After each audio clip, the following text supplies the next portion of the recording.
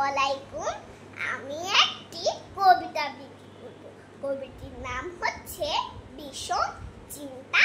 লিখেছে সুকুমার রায়। মাথায় কত প্রশ্ন আসে, দিচ্ছে না কেউ জবাব তার। সবাই বলে মিথ্যে, বাজে, বকিস নেয়া খবরদার। অমন ধারা ধমক দিলে কেমন করে শিখবো সব। বলবে সবাই মুখ্য ছেলে, বলবে আমায় ভূগর্ভ। কেউ কি জানে দিনের বেলায় কোথায় পালায় ঘুমের ঘোর। বর্ষা হলে ব্যাঙের গলায় থেকে হয় এমন জোর। গাধার কেন শিং থাকে না, হাতির কেন পালক নেই।